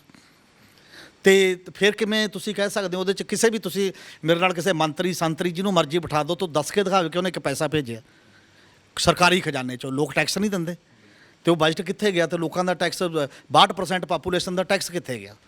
ਇਹ ਬਹੁਤ ਵੱਡੇ ਸਵਾਲ ਨੇ। ਜੇਕਰ ਢਾਂਚਾ ਸੁਧਾਰਨਾ ਤਾਂ ਇਹ ਬੇਸਿਕ ਸਵਾਲ ਕਰਨੇ ਪੈਣਗੇ, ਨਹੀਂ ਤਾਂ ਠੀਕ ਹੈ ਇੱਕ ਪਹਿਲਾਂ ਵੀ ਸਰਕਾਰਾਂ ਬਣਦੀਆਂ ਨੇ, ਇੱਕ ਅੱਧੀ ਹੋਰ ਬਣ ਜੂ। ਪਰ ਮੈਨੂੰ ਲੱਗਦਾ ਹੁਣ ਪੰਜਾਬ ਨਾ ਬਹੁਤਾ ਸਮਾਂ ਕੱਢਣ ਵਾਲਾ ਨਹੀਂ। ਜਿਵੇਂ ਡੈਥ ਬੈੱਡ ਤੇ ਹੁੰਦੀ ਆ ਚੀਜ਼ ਕੋਈ ਲਾਸਟ ਦੇ ਵਿੱਚ, ਜੇ ਤਾਂ ਆਕਸੀਜਨ ਮਿਲ ਗਈ ਤਾਂ ਹੋ ਜੂਗਾ। ਕਰੋਨਾ 'ਚ ਜਿਵੇਂ ਆਕਸੀਜਨ ਤੋਂ ਬਿਨਾਂ ਬੰਦੇ ਮਰ ਗਏ, ਪੰਜਾਬ ਦੀ ਹਾਲਤ ਉੱਥੇ ਜਾਂਦੀ ਜਾ ਰਹੀ ਹੈ। ਕਾਲਜ ਸਾਡੇ ਬਰਬਾਦ ਹੋ ਗਏ ਨੇ, 96 ਤੋਂ ਬਾਅਦ ਭਰਤੀ ਨਹੀਂ ਹੋਈ। ਯੂਨੀਵਰਸਿਟੀਆਂ ਕਰਜ਼ੇ 'ਚ ਨੇ, ਕੋਈ ਨਵੇਂ ਕੋਰਸ ਕੋਈ ਨਵੀਂ ਪੜ੍ਹਾਈ ਦਾ ਸਵਾਲ ਹੀ ਪੈਦਾ ਨਹੀਂ ਹੁੰਦਾ। ਤੇ ਸਕੂਲ ਸਾਡੇ ਮਰ ਰਹੇ ਨੇ, ਉਹੀ ਬਿਲਡਿੰਗਾਂ ਦਿਖਾ ਕੇ ਸਰਵ ਸਿੱਖਿਆ ਅਭਿਆਨ 'ਚ ਆਏ ਨੇ, ਅਸੀਂ ਨੰਬਰ 1 ਹੋ ਗਏ ਹਾਂ। ਬੱਚੇ ਨੂੰ ਤਾਂ 5ਵੀਂ ਦਿਨ ਦੂਜੀ ਦਾ ਕਾਇਦਾ ਨਹੀਂ ਪੜ੍ਹਨਾ ਆ ਰਿਹਾ, ਦੂਜੀ ਦੀ ਕਿਤਾਬ ਨਹੀਂ ਪੜ੍ਹਨੀ ਆ ਰਹੀ। ਮਤਲਬ ਰੂਹ ਦਾ ਸਵਾਲ ਹੈ ਨਾ ਕਿ ਤੁਸੀਂ ਉਹਦੀ ਰੂਹ ਨਹੀਂ ਕਲਬੂਤ ਦੇਖ ਰਹੇ ਹੋ। ਸਾਡਾ ਨਜ਼ਰੀਆ ਉਸ ਪਾਸੇ ਵੱਲ ਚਲਾ ਗਿਆ, ਇਹਨੂੰ ਦੇਖਣ ਦਾ ਸਵਾਲ ਹੈ। ਔਰ ਆਕਸੀਜਨ ਦੀ ਤੁਸੀਂ ਗੱਲ ਕੀਤੀ, ਇਸ ਵੇਲੇ ਡੈਥ ਬੈੱਡ ਦੇ ਉੱਤੇ ਹੈਗਾ, ਔਰ ਕੀ ਲੱਗਦਾ ਆਕਸੀਜਨ ਜਿਹੜਾ ਹੈਗਾ ਇਹ ਕੌਣ ਭਰ ਪਾਊਗਾ, ਕੌਣ ਲੈ ਕੇ ਆ ਪਾਊਗਾ? ਕੀ ਜਾਗਰੂਕਤਾ ਹੀ ਜਿਹੜੀ ਹੈਗੀ ਹੈ ਲੋਕਾਂ ਦੇ ਵਿੱਚ ਉਹ ਇਸ ਚੀਜ਼ ਨੂੰ ਦੁਬਾਰਾ ਉਭਾਰ ਸਕਦੀ ਹੈ? ਮੈਨੂੰ ਲੱਗਦਾ ਕਿ ਪੰਜਾਬ 'ਚ ਨਾ, ਜੇਕਰ ਆਪਾਂ 600 ਸਾਲ ਦਾ ਇਤਿਹਾਸ ਹੀ ਦੇਖ ਲਈਏ, ਬੜਾ ਲੰਮਾ ਨਾ ਦੇਖੀਏ, ਇਹ 'ਚ ਬਾਰ-ਬਾਰ ਮੁੜ ਕੇ ਉੱਠਣ ਦੀ ਤਾਕਤ ਹੈ, ਹਮੇਸ਼ਾ ਹੀ ਰਹੀ ਹੈ। ਬਹੁਤ ਵਾਰ ਬਰਬਾਦ ਹੋਇਆ, ਥੋੜਾ ਨਹੀਂ ਹੈ। ਆ ਵੱਡੇ ਘੱਲੂ ਘਰ ਦੇ ਵੇਲੇ 35,000 ਬੰਦਾ ਬੱਚਾ ਬੁੱਢਾ ਮਰ ਗਏ ਤੇ ਥੋੜੇ ਜਿਹੇ ਰਹਿ ਗਏ। ਜਿਹੜੇ ਰਹਿ ਗਏ ਉਹ ਬਰਨਾਲੇ ਜਾ ਕੇ ਅਰਦਾਸ ਕਰਦੇ ਨੇ ਵੀ ਵਾਹਿਗੁਰੂ ਕੱਚੇ ਪਿੱਲੇ ਝੜ ਗਏ, ਹੁਣ ਸਾਨੂੰ ਲੜਾਈ ਦੇ ਮਤਲਬ ਲੜਨ ਦੀ ਸਮੱਤ ਬਖਸ਼ੀ। ਇਹ ਜਿਹੜਾ ਅੰਦੋਲਨ ਹੈ ਇਹ ਉਹ ਤਾਕਤ ਦੁਬਾਰਾ ਦਿੰਦਾ ਨਜ਼ਰ ਆ ਰਿਹਾ, ਉਹ ਆਕਸੀਜਨ ਹੈ ਜਿਹੜੇ ਅੰਦੋਲਨ 'ਚੋਂ ਨਿਕਲੇਗੀ। ਔਰ ਜੇ ਉਹ ਅੰਦੋਲਨ ਦੀ ਤਾਕਤ ਖੜ ਗਈ ਆ ਕੇ ਤਾਂ ਸਰਕਾਰਾਂ ਨਹੀਂ ਚੱਲਦੀਆਂ ਹੁੰਦੀਆਂ ਲੋਕਾਂ ਦੀ ਉਹਦੇ ਤੋਂ ਬਿਨਾਂ। ਉਹ ਅੰਦੋਲਨ ਸਰਕਾਰ ਨਾ ਵੀ ਬਣਾਵੇ ਪਰ ਉਹ ਆ ਉੱਥੋਂ ਬੈਠਾ ਹੋਇਆ ਸਿੱਖ ਕੇ ਆਇਆ ਆਦਮੀ, ਉਹ ਪੁਰਾਣਾ ਆਦਮੀ ਨਹੀਂ ਹੈ ਹੁਣ, ਉਹ ਬਦਲਿਆ ਹੋਇਆ ਆਦਮੀ ਹੈ, ਬਦਲਿਆ ਹੋਇਆ ਮਨੁੱਖ ਹੈ। ਉਹ ਐਡਾ ਜ਼ੁਲਮ ਨਹੀਂ ਦੇਖੂਗਾ ਜਿਹੋ ਜਿਹਾ ਜ਼ੁਲਮ ਸਾਡੇ ਸਾਹਮਣੇ ਹੋ ਰਿਹਾ ਤੇ ਹੁੰਦਾ ਰਿਹਾ। ਅੱਖਾਂ ਮੀਚ ਲਓ, ਹੁਣ ਉਹ ਅੱਖਾਂ ਮੀਚਣ ਵਾਲਾ ਕੰਮ ਨਹੀਂ ਹੈ। ਪਹਿਲੀ ਵਾਰ ਹੋਇਆ ਸਿਆਸਤਦਾਨ ਡਰਦਾ ਲੋਕਾਂ ਦੇ ਇਕੱਠ 'ਚ ਜਾਣ ਤੋਂ। ਤੇ ਅੱਗੇ ਹੁੰਦਾ ਸੀ ਮੈਂ ਲੈਕਚਰ ਕਰੂੰਗਾ, ਮੇਰੇ ਮਗਰ ਲੋਕ ਹਾਰ ਫੜ ਕੇ ਬੈਠਣਗੇ, ਹਾਰ ਪਾਉਣਗੇ ਮੇਰੇ ਗਲ 'ਚ। ਹੁਣ ਉਹ ਆਲੇ ਦੁਆਲੇ ਬਾਡੀਗਾਰਡ, ਉਹ ਬੀਬੀ ਕਹਿ ਰਹੀ ਹੈ ਸੌਲੀ ਵਾਲੀ ਕਿ ਭਾਈ ਉਹਨੂੰ ਚੰਗੇ ਤਰੀਕੇ ਨਾਲ ਸੰਬੋਧਨ ਕਰ ਰਹੀ ਹੈ, ਵੀਰੇ ਜਦ ਤੂੰ ਵੋਟਾਂ ਲੈਣ ਆਉਂਦਾ ਸੀ ਉਦੋਂ ਤਾਂ ਇਕੱਲਾ ਹੀ ਆ ਜਾਂਦਾ ਸੀ, ਹੁਣ ਆ ਸਾਡੇ ਤੋਂ ਕਿਉਂ ਡਰ ਲੱਗਣ ਲੱਗ ਗਿਆ, ਇੰਨੇ ਬੰਦੇ ਲੈ ਕੇ ਆਏ ਆ, ਸਾਡੇ ਨਾਲ ਗੱਲ ਕਿਉਂ ਨਹੀਂ ਕਰਦਾ? ਇਹ ਕਾਮਨ ਬੰਦੇ ਦੀ ਆਵਾਜ਼ ਹੈ, ਔਰ ਖਾਸ ਤੌਰ 'ਤੇ ਔਰਤ ਦੀ ਆਵਾਜ਼ ਹੈ। ਇਸ ਅੰਦੋਲਨ ਨੇ ਜਿਹੜਾ ਬਹੁਤ ਵੱਡਾ ਕੰਮ ਕੀਤਾ ਉਹ ਸਮਾਜਿਕ ਬਦਲਾਅ ਦਾ ਹੈ। ਉਹਨੇ ਬੀਬੀਆਂ ਨੂੰ ਇਹ ਜ਼ਰੂਰਤ ਦਿੱਤੀ ਹੈ ਸਾਹਮਣੇ ਖੜ ਕੇ ਅੱਖ ਚੱਕ ਪਾ ਕੇ। ਕਿਸੇ ਮੇਲ ਮੈਂਬਰ ਦੀ, ਲੀਡਰ ਦੀ ਇਹ ਜ਼ਰੂਰਤ ਨਹੀਂ, ਜਦੋਂ ਬੀਬੀ ਅੱਖ ਚੱਕ ਪਾ ਕੇ ਗੱਲ ਕਰਦੀ ਹੈ ਉਹਨੂੰ ਨੀਵੀਂ ਪਾਉਣੀ ਪੈਂਦੀ ਹੈ, ਉਦੋਂ ਅੱਗੇ ਦੀ ਉਹ ਨਹੀਂ ਕਰਦਾ। ਬਾਕੀ ਸੋਸ਼ਲ ਮੀਡੀਆ ਦਾ ਜਦ ਬਾਕੀ ਇਹ ਵੀ ਹੈ, ਉਹਦਾ ਕਾਰਨ ਇਹ ਹੈ ਕਿ ਲੀਡਰ ਨੂੰ ਪਤਾ ਕਿ ਲਾਈਵ ਵੀ ਹੋ ਰਿਹਾ, ਤੇ ਜੇ ਮਾੜਾ ਮੋਟਾ ਅੱਗੇ ਤਾਂ ਹੁੰਦਾ ਨੇ ਬਦਤਮੀਜ਼ੀ ਕਰ ਜਾਂਦੇ ਸੀ, ਕਹਿ ਦਾਂਗੇ ਨਹੀਂ ਐਂ ਗੱਲ ਨਹੀਂ ਹੋਈ, ਹੁਣ ਤਾਂ ਵੀਡੀਓ ਬਣਦੀ ਹੈ ਤੇ ਵੀਡੀਓ ਬਣਦੀ ਹੈ ਤਾਂ ਝੂਠ ਵੀ ਨਹੀਂ ਬੋਲ ਸਕਦਾ। ਇਹ ਪ੍ਰੈਸ਼ਰ ਹੈ ਜਿਹੜਾ ਇੱਕ ਬਿਲਡ ਆ। ਆਪਾਂ ਆਮ ਦੇਖਦੇ ਹਾਂ ਕੋਈ ਵੀ ਬੰਦਾ ਪੁਲਿਸ ਵਾਲਾ ਪੈਸੇ ਲੈਂਦਾ, ਉਹ 2 ਮੁੰਡੇ ਹੀ ਮੋਬਾਈਲ ਤੇ ਉਹ ਬਣਾਉਣ ਲੱਗ ਜਾਂਦੇ, ਦੇਖੋ ਜੀ ਆ ਸਾਡੇ ਤੋਂ ਪੈਸਾ ਮੰਗ ਰਿਹਾ, ਸਾਡੇ ਤੋਂ ਪੈਸੇ ਮੰਗ ਰਿਹਾ। ਇੱਕ ਤਾਕਤ ਵੀ ਆ ਗਈ ਲੋਕਾਂ ਦੇ ਕੋਲ, ਇੱਕ ਹਥਿਆਰ ਹੈ ਜਿਹੜਾ ਲੋਕ ਵਰਤ ਰਹੇ ਨੇ। ਔਰ ਮੈਨੂੰ ਲੱਗਦਾ ਕਿ ਨਾ ਉਮੀਦੀ ਵਾਲੀ ਗੱਲ ਨਹੀਂ, ਇਹ ਅੰਦੋਲਨ ਨੇ ਪੂਰੇ ਦੇਸ਼ ਦੇ ਵਿੱਚ ਤਬਦੀਲੀ ਲਿਆਉਣੀ ਹੈ, ਦੇਸ਼ ਦੀ ਪੋਲੀਟਿਕਸ ਨੂੰ, ਕਿਉਂਕਿ ਦੇਸ਼ ਹਿੰਦੂਤਵ ਦੀ ਪੋਲੀਟਿਕਸ ਦੇ ਖਿਲਾਫ ਕੋਈ ਪਾਰਟੀ ਨਹੀਂ ਹੈ ਜਿਹੜੀ ਲੜਨ ਲਈ ਤਿਆਰ ਹੈ ਇਸ ਸਮੇਂ। ਸਾਰੀਆਂ ਪਾਰਟੀਆਂ ਉਸੇ ਸੰਚੇ ਦੇ ਵਿੱਚ ਨੇ। ਇਹ ਅੰਦੋਲਨ ਨੇ ਜਿਹੜੇ ਉਹਨੂੰ ਕਾਟ ਕਰ ਰਹੇ ਨੇ ਅਸਲ ਦੇ ਵਿੱਚ। ਤੇ ਇਹਦੇ 'ਚੋਂ ਇੱਕ ਨਵੀਂ ਪੋਲੀਟਿਕਸ ਐਮਰਜ ਹੋਏਗੀ। ਨਾਰਮਲੀ ਇਹ ਹੁੰਦਾ ਕਿ ਜਿਹੜੀਆਂ ਪਾਰਟੀਆਂ ਬਣਦੀਆਂ ਨੇ, ਜਾਂ ਕੁਦਰਤ ਦਾ ਵੀ ਇੱਕ ਨਿਯਮ ਹੈ, ਜਿਹੜੀਆਂ ਪਾਰਟੀਆਂ ਬਣਨ ਜਾਂ ਬੰਦਾ ਬਣੇ ਜਾਂ ਕੋਈ ਹੋਰ ਪਰਜੀਵ ਹੁੰਦਾ, ਉਹਨੇ ਮਰਨਾ ਵੀ ਹੁੰਦਾ ਇੱਕ ਦਿਨ। ਪੁਰਾਣੀ ਸੋਚ ਨੇ ਵੀ ਮਰਨਾ ਹੁੰਦਾ, ਪੁਰਾਣੇ ਆਰਗੇਨਾਈਜੇਸ਼ਨਾਂ ਨੇ ਵੀ ਮਰਨਾ ਹੁੰਦਾ, ਤਾਂ ਕੋਈ ਨਵੀਆਂ ਚੀਜ਼ਾਂ ਜਨਮ ਲੈਂਦੀਆਂ ਨੇ। ਹਰ ਜਨਰੇਸ਼ਨ ਨੂੰ ਆਪਣਾ ਸਿਰ ਆਪ ਗੁੰਦਣਾ ਪੈਂਦਾ, ਅੱਜ ਨਹੀਂ ਤਾਂ ਕੱਲ੍ਹ। ਜਦੋਂ ਮਰਜ਼ੀ ਲੜਾਈਆਂ ਦੁਬਾਰਾ ਨਵੇਂ ਸਿਰੇ ਸ਼ੁਰੂ ਹੋਣਗੀਆਂ, ਔਰ ਲੜਾਈ ਸ਼ੁਰੂ ਹੋ ਚੁੱਕੀ ਹੈ। ਔਰ ਕਿੰਨਾ ਕੁ ਟਾਈਮ ਲੈਂਦੀ ਹੈ ਉਹ ਅਲੱਗ ਸਵਾਲ ਹੈ। ਅੱਛਾ, ਜਿਸ ਤਰੀਕੇ ਦੇ ਨਾਲ ਜੋ 26 ਜਨਵਰੀ ਨੂੰ ਅਸੀਂ ਤਸਵੀਰ ਵੇਖੀ, ਜੋ ਕਿਸਾਨਾਂ ਨੇ ਕਾਲ ਦਿੱਤੀ ਸੀ, ਟਰੈਕਟਰ ਮਾਰਚ ਹੋਇਆ, ਹਾਲਾਂਕਿ ਕੁਝ ਸ਼ਰਾਰਤੀ ਤੱਥਾਂ ਕਰਕੇ ਜਿਹੜਾ ਹੈਗਾ ਉਹ ਡਿਵਰਟ ਹੋ ਗਿਆ। ਹੁਣ ਇੱਕ ਵਾਰ ਫੇਰ ਤੋਂ ਜਿਹੜੀ ਪਾਰਲੀਮੈਂਟ ਕੂਚ ਦੀ ਇਹਨਾਂ ਦੇ ਵੱਲੋਂ ਕਾਲ ਦਿੱਤੀ ਗਈ ਹੈਗੀ, ਕੀ ਲੱਗਦਾ ਹੈ ਇਹ ਦੁਆਰਾ ਤੋਂ ਜਾਨ ਜਿਹੜੀ ਹੈਗੀ ਆ ਉਹ ਇਸ ਅੰਦੋਲਨ ਦੇ ਵਿੱਚ ਭਰ ਪਾਊਗਾ? ਔਰ ਤੁਹਾਨੂੰ ਇਸ ਵੇਲੇ ਸਥਿਤੀ ਜਿਹੜੀ ਹੈਗੀ ਕੀ ਨਜ਼ਰ ਆਉਂਦੀ ਹੈ ਇਸ ਅੰਦੋਲਨ? ਮੈਨੂੰ ਲੱਗਦਾ ਕਿ ਇਸ ਅੰਦੋਲਨ ਦੀ ਜਾਨ ਕਦੇ ਨਹੀਂ ਗਈ। ਇਹ ਸੁਪਰਫੀਸ਼ਲ ਲੋਕਾਂ ਦਾ ਦੇਖਣ ਦਾ ਨਜ਼ਰੀਆ ਹੁੰਦਾ ਹੈ। ਜਿਹੜੇ ਲੋਕ ਅੰਦੋਲਨਾਂ ਦੀ ਹਿਸਟਰੀ ਜਾਣਦੇ ਨੇ, ਅੰਦੋਲਨਾਂ ਨੂੰ ਗਹਿਰਾਈ ਨਾਲ ਦੇਖਦੇ ਨੇ, ਤਾਂ ਇਹ ਅੰਦੋਲਨ ਪੱਕੇ ਪੈਰੀ ਹੋਇਆ, ਇਹਦੀ ਜਾਨ ਨਹੀਂ ਗਈ। ਇਹ 'ਚੋਂ ਕੱਚੇ ਪਿੱਲੇ ਇੱਧਰ ਉੱਧਰ ਜਿਹੜੇ ਕੁਝ ਕੱਢਣਾ ਚਾਹੁੰਦੇ ਸੀ ਉਹ ਚਲੇ ਗਏ, ਉਹ ਜਾਣਾ ਇੱਕ ਅਲੱਗ ਹੈ। ਦੂਜੀ ਗੱਲ, ਅੰਦੋਲਨ ਮਹੀਨਾ 2 ਮਹੀਨੇ ਹੀ ਜਲਾਉ 'ਚ ਹੁੰਦਾ ਬਹੁਤ ਜ਼ਿਆਦਾ। ਸਾਰੇ ਬੰਦੇ 9-9 ਮਹੀਨੇ ਆਏ ਨਹੀਂ ਨਾ ਬੈਠ ਸਕਦੇ। ਉਹਨਾਂ ਨੇ ਇੱਕ ਸਿਸਟਮਾਈਜ਼ ਕਰ ਲਿਆ। ਹੁਣ ਉੱਥੇ ਬੰਦੇ ਘੱਟ ਬੈਠਦੇ ਨੇ, ਵੱਧਦੇ ਮੈਟਰ ਹੀ ਨਹੀਂ ਕਰਦਾ। ਉੱਥੇ ਅੰਦੋਲਨ ਚੱਲ ਰਿਹਾ, ਇਹ ਮੈਟਰ ਕਰਦਾ। ਪੱਕਾ ਮੋਰਚਾ ਲੱਗਿਆ, ਉਹ ਇਹ ਮੈਟਰ ਕਰਦਾ ਹੈ। ਦੂਜੀ ਗੱਲ ਇਹ ਹੈ ਕਿ ਜਦੋਂ ਸੱਦਾ ਦਿੰਦੇ ਨੇ, ਚੰਡੀਗੜ੍ਹ 26 ਤਰੀਕ ਨੂੰ ਪਿਛਲੇ ਨੂੰ ਸੱਦਾ ਦਿੱਤਾ, ਠੀਕ ਹੈ, ਝੋਨੇ ਦਾ ਸੀਜ਼ਨ ਵੀ ਸੀ, ਹਜ਼ਾਰਾਂ ਲੋਕ ਆਏ ਨਾ, ਤੇ ਇਹ ਅੰਦੋਲਨ ਦੀ ਜਾਨ ਹੈ, ਤਾਂ ਸਾਡੇ ਸਾਹਮਣੇ ਹੈ। ਅੰਦੋਲਨ ਦੀ ਜਾਨ ਹੈ ਕਿ ਯੂਪੀ ਦੇ ਵਿੱਚ ਅਜੇ ਤੱਕ ਖੱਟਰ ਸਰਕਾਰ, ਉਹਦਾ ਬੀਜੇਪੀ ਹੈ, ਜਨਤਕ ਫੰਕਸ਼ਨ ਨਹੀਂ ਕਰ ਸਕਦੀ। ਅੰਦੋਲਨ ਦੀ ਜਾਨ ਕਿੱਥੇ ਨਿਕਲ ਗਈ? ਹਰਿਆਣੇ 'ਚ। ਤੇ ਇਸੇ ਤਰ੍ਹਾਂ ਰਾਜਸਥਾਨ ਦੇ ਵਿੱਚ ਜਿੱਥੇ ਬਹੁਤ ਵੱਡਾ ਅੰਦੋਲਨ ਕਹਿੰਦੇ ਸੀ ਨਹੀਂ ਹੈ, ਪਿਛਲੇ ਦਿਨਾਂ 'ਚ ਇੱਕੋ ਹੀ ਰਿਪੋਰਟਰ ਗਿਆ ਜਿਹਨੇ ਜਾ ਕੇ ਉੱਥੇ ਕਵਰੇਜ ਕੀਤੀ ਹੈ ਕਿ 30 ਟੋਲ ਪਲਾਜ਼ੇ ਉਦਣ ਤੋਂ ਹੀ ਬੰਦ ਨੇ। ਸਾਡੇ ਤਾਂ ਠੀਕ ਹੈ, ਉਹ ਨੈਸ਼ਨਲ ਮੀਡੀਆ ਇਹੋ ਜਿਹਾ ਜਿਹੜਾ ਨਹੀਂ ਕਵਰੇਜ ਕਰਦਾ, ਜਾਂ ਹੋਰ ਜਿਹਨੂੰ ਸਾਰਾ ਕੁਝ ਦੇਖਣ ਦੀ ਲੋੜ ਹੁੰਦੀ ਹੈ। 26 ਤਰੀਕ ਨੂੰ 15 ਸਟੇਟਾਂ ਦੀਆਂ ਰਾਜਧਾਨੀਆਂ 'ਚ ਪ੍ਰੋਟੈਸਟ ਹੋਏ ਨੇ। ਕੋਈ ਐਮ ਨਹੀਂ ਕਿ 1 'ਚ ਜਾਂ 2 'ਚ ਜਾਂ 3 'ਚ ਉਸ ਪੱਧਰ ਦੇ ਉੱਤੇ ਹੋਏ ਨੇ। ਇਸ ਲਈ ਅੰਦੋਲਨ ਫੈਲ ਰਿਹਾ ਤੇ ਮਜ਼ਬੂਤ ਵੀ ਹੋ ਰਿਹਾ। ਹੌਲੀ ਹੌਲੀ ਜਿਹੜੀ ਇੱਕ ਭਮੂਕੇ ਦੀ ਅੱਗ ਹੁੰਦੀ ਹੈ ਨਾ, ਆਪਾਂ ਕਹਿੰਦੇ ਸੱਲਰਾਂ ਨੂੰ ਲਾ ਦਿਓ, ਫਟਾਫਟ ਬੁੱਝ ਜਾਂਦੀ ਹੈ। ਇੱਕ ਹੁੰਦੀ ਹੈ ਕਿ ਵੱਡੀ ਲੱਕੜ ਨੂੰ ਜਿਹੜੀ ਅੱਗ ਲਾਈ ਹੁੰਦੀ ਹੈ, ਧੁਖਦੀ ਰਹਿੰਦੀ ਹੈ, ਤਾਂ ਉਹ ਬਹੁਤ ਲੰਮਾ ਸਮਾਂ ਚੱਲਦੀ ਹੈ। ਅੰਦੋਲਨ ਵੀਕ ਨਹੀਂ, ਅੰਦੋਲਨ ਵੀਕ ਹੁੰਦਾ ਜਾਂ ਲੀਡਰ ਵੀਕ ਹੋ ਜਾਣ, ਜਾਂ ਲੀਡਰ ਟੁੱਟ ਜਾਣ, ਜਾਂ ਉਹਨਾਂ ਦਾ ਜਿਹੜਾ ਆਪਸ ਦੇ ਵਿੱਚ ਰਾਏ ਮਸ਼ਵਰਾ ਬੰਦ ਹੋ ਜੇ, ਤੇ ਜਾਂ ਲੋਕ ਉਹਨਾਂ ਦੀ ਕਾਲ ਤੇ ਜਾਣਾ ਬੰਦ ਹੋ ਜਾਣ। ਹੁਣ ਇਸੇ ਕਰਕੇ ਉਹਨਾਂ ਨੇ 26 ਤੋਂ ਦੇਖਦੇ ਹੋਏ ਕਿ ਕੁਝ ਇਹੋ ਜਿਹੇ ਤੱਤ ਨਾ ਸਾਹਮਣੇ ਆ ਜਾਣ, 200 ਬੰਦਾ ਜਾ ਕੇ ਉੱਥੇ ਧਰਨੇ ਦਾ ਇੱਕ ਪੈਰਲਲ ਫੰਕਸ਼ਨ ਦਿੱਤਾ ਕਿ ਆਪਾਂ 200 ਬੰਦਾ ਬੈਠਾਂਗੇ, 20 ਦੇ 20 ਦਿਨ ਬੈਠਾਂਗੇ, ਜਥੇ ਜਿਹੜੇ ਉਸ ਰੂਪ ਦੇ ਵਿੱਚ ਜਾਣਗੇ। ਤੇ ਅੰਦਰਲੇ ਬੰਦਿਆਂ 'ਤੇ ਵੀ ਪ੍ਰੈਸ਼ਰ ਉੱਥੇ ਬਾਹਰ ਬੈਠਿਆਂ ਦਾ ਪਊਗਾ ਕਿ ਜੇ ਅੰਦਰ ਤੁਸੀਂ ਨਾ ਬੋਲੇ ਤਾਂ ਬਾਹਰ ਜਿਨ੍ਹਾਂ ਨੂੰ ਅਸੀਂ ਚੇਤਾਵਨੀ ਪੱਤਰ ਦਿੰਦੇ ਹਾਂ ਉਹਨਾਂ ਨਾਲ ਵੀ ਉਹੀ ਹਾਲ ਕਰਾਂਗੇ ਜਿਹੜਾ ਦੂਜਿਆਂ ਦਾ ਕਰ ਰਹੇ ਹਾਂ ਬੀਜੇਪੀ। ਆਲਰੇਡੀ ਇਹਨਾਂ ਨੇ ਕਹਿ ਦਿੱਤਾ ਕਿ ਭਾਵੇਂ ਉਹ ਆਪੋਜੀਸ਼ਨ ਦੇ ਵਿੱਚ ਕਿਹੜੀ ਵੀ ਪਾਰਟੀ ਦੇ ਹੋਣ, ਕਿਸੇ ਪਾਰਟੀ ਦੇ ਹੋਣ, ਉਹਨਾਂ ਨੂੰ ਬੋਲਣਾ ਹੀ ਪੈਣਾ ਹੈਗਾ, ਨਹੀਂ ਤਾਂ ਘਰਾਓ ਬੋਲ ਕੇ ਵੀ ਨਾਲ ਉਹਨਾਂ ਨੂੰ ਇਹ ਕਹਿ ਕੇ ਵਾਕਆਊਟ ਕਰਕੇ ਨਹੀਂ ਆ ਜਾਣਾ ਵੀ ਮੈਂ ਤਾਂ ਤੁਹਾਡੇ ਨਾਲ ਆ। ਉੱਥੇ ਖੜ ਕੇ ਸਪੀਕਰ ਦੇ ਸਾਹਮਣੇ on the floor of the house ਜਿੱਥੇ ਵੀ ਤੁਸੀਂ ਖੜਦੇ ਹੋ, ਵੈਲ 'ਚ ਜਾਓ, ਜੋ ਮਰਜ਼ੀ ਕਰੋ, ਰੌਲਾ ਰੱਪਾ ਪਾਓ, ਸਰਕਾਰ ਦਾ ਕੰਮ ਬੰਦ ਕਰੋ। ਇਹ ਵੀ ਨਾਲ ਸੱਦਾ। ਹੁਣ ਇਹ ਪਾਰਟੀਆਂ ਦੇ ਸਾਹਮਣੇ ਵੀ ਜੇ ਉਹਨਾਂ ਨੇ ਵੋਟਾਂ ਲੈਣ ਤਾਂ ਆਉਣਾ ਹੀ ਹੈ ਨਾ, ਉਹਨਾਂ ਦੇ ਐਮਪੀਆਂ ਨੂੰ ਵੀ ਉੱਥੇ ਬੋਲਣਾ ਪਊਗਾ। ਇਹ ਦਬਾਅ ਹੈ ਇਸ ਅੰਦੋਲਨ ਦਾ। ਔਰ ਤੁਹਾਨੂੰ ਇਸ ਪਾਰਲੀਮੈਂਟ 'ਚ ਸਾਹਮਣੇ ਵੀ ਆ ਜਾਏਗਾ, ਜਿਹੜਾ ਨਹੀਂ ਆਊਗਾ ਤਾਂ ਉਹ ਆਪਣੇ ਹਲਕੇ 'ਚ ਨਹੀਂ ਵੜ ਸਕਦਾ ਮੁੜ ਕੇ ਆ ਕੇ। ਇਹੀ ਇਸੇ ਲਈ ਮੈਨੂੰ ਲੱਗਦਾ ਕਿ ਇਹ ਇੱਕ ਸੂਝ-ਬੂਝ ਨਾਲ ਲਏ ਫੈਸਲੇ ਨੇ, ਮੁਕਾਬਲਤਨ ਜਜ਼ਬਾਤ ਤਾਂ ਇਹਦੇ 'ਚ ਹੈਗਾ ਹੀ ਹੈ, ਜਜ਼ਬਾਤ ਤੋਂ ਬਿਨਾਂ ਲੜਿਆ ਨਹੀਂ ਜਾ ਸਕਦਾ। ਪਰ ਜਜ਼ਬਾਤ ਦੇ ਨਾਲ ਨਾਲ ਇੱਕ ਦੂਰ ਅੰਦੇਸ਼ੀ ਵੀ ਹੈ, ਜਿਹਦੇ 'ਚੋਂ ਜਿਹੜੇ ਐਕਸ਼ਨ ਪ੍ਰੋਗਰਾਮ ਆਏ ਨੇ ਇਹ ਜ਼ਿਆਦਾ ਬਿਹਤਰ ਨੇ। ਭਾਜਪਾ ਵੀ ਦੂਰਅੰਦੇਸ਼ੀ ਜਿਹੜੀ ਹੈਗੀ ਆ ਉਹ ਕਾਫੀ ਕਰਦੀ ਹੈਗੀ ਹੈ, ਆਪਣੀ ਪਲੈਨਿੰਗ ਕਾਫੀ ਬਿਹਤਰ ਤਰੀਕੇ ਨਾਲ ਕਰਦੀ ਹੈਗੀ ਹੈ। ਤਾਂ ਫਿਰ ਹੁਣ ਤੁਹਾਨੂੰ ਕੀ ਲੱਗਦਾ ਹੈਗਾ ਕਿ ਭਾਜਪਾ ਨੇ ਕੀ ਦੂਰਅੰਦੇਸ਼ੀ ਕੀਤੀ ਹੋਊਗੀ, ਕੀ ਪਲੈਨਿੰਗ ਕੀਤੀ ਹੋਊਗੀ ਕਿ 2022 ਦੇ ਵਿੱਚ ਚੋਣਾਂ ਤਾਂ ਉੱਤਰ ਪ੍ਰਦੇਸ਼ ਦੇ ਵਿੱਚ ਵੀ ਹੈਗੀਆਂ, ਔਰ ਦਿੱਲੀ ਤੋਂ ਰਾਹ ਜਿਹੜਾ ਦਿੱਲੀ ਨੂੰ ਜਾਣ ਦਾ ਰਾਹ ਜਿਹੜਾ ਹੈਗਾ ਉੱਤਰ ਪ੍ਰਦੇਸ਼ ਤੋਂ ਨਿਕਲਣਾ ਹੈਗਾ। ਤਾਂ ਕੀ ਇਸ ਸਭ ਦੇ ਵਿਚਕਾਰ ਤੁਹਾਨੂੰ ਲੱਗਦਾ ਕਿ 2022 ਤੋਂ ਪਹਿਲਾਂ ਇਹ ਮਸਲੇ ਦਾ ਹੱਲ ਕਰਨ ਦੇ ਵਿੱਚ ਭਾਜਪਾ ਵੀ ਜਿਹੜਾ ਹੈਗਾ ਉਹ ਜ਼ਰੂਰ ਕੋਸ਼ਿਸ਼ ਕਰੇਗੀ? ਮੈਨੂੰ ਲੱਗਦਾ ਜੇ ਨਹੀਂ ਕਰੇਗੀ ਤਾਂ ਵੀ ਚੰਗਾ, ਉਦੋਂ ਜੇ ਨਹੀਂ ਕਰੇਗੀ ਤਾਂ ਭਾਜਪਾ ਜਾਏਗੀ। ਉਹਦਾ ਕਾਰਨ ਹੈ, ਮੈਂ ਤੁਹਾਨੂੰ ਇੱਕ ਮਿਸਾਲ ਦਿੰਦਾ ਬਸ, ਕਿ 1971 ਦੇ ਵਿੱਚ ਇੰਦਰਾ ਗਾਂਧੀ ਗਰੀਬੀ ਹਟਾਓ ਦੇ ਨਾਅਰੇ ਤੇ ਆਈ, 352 ਸੀਟਾਂ ਲਈਆਂ। ਅਜੇ ਮੋਦੀ ਉਹਦੇ ਨੇੜੇ ਪਹੁੰਚਿਆ ਨਹੀਂ, 303 ਸੀਟਾਂ ਤੇ ਆ। ਉਦੋਂ ਥੋੜ੍ਹੀ ਦੇਰ ਬਾਅਦ ਬੰਗਲਾਦੇਸ਼ ਦੀ ਜੰਗ ਲੱਗ ਜਾਂਦੀ ਹੈ, ਬੰਗਲਾਦੇਸ਼ ਅਲੱਗ ਕਰਾਇਆ ਤੇ ਵਿਰੋਧੀ ਧਿਰ ਦਾ ਆਗੂ ਦੁਰਗਾ ਦਾ ਖਿਤਾਬ ਦਿੰਦਾ ਅਟਲ ਬਿਹਾਰੀ ਵਾਜਪਾਈ ਉਸ ਇੰਦਰਾ ਗਾਂਧੀ ਨੂੰ। ਇਹ 72 ਦੀ ਗੱਲ ਹੋ ਗਈ। 73 'ਚ ਗੁਜਰਾਤ 'ਚ ਵਿਦਿਆਰਥੀਆਂ ਦਾ ਅੰਦੋਲਨ ਫੀਸਾਂ ਦੇ ਵਾਧੇ ਤੋਂ ਸ਼ੁਰੂ ਹੁੰਦਾ ਹੈ, ਗੁਜਰਾਤ ਦੀ ਸਰਕਾਰ ਦੀ ਬਲੀ ਲੈ ਲੈਂਦਾ।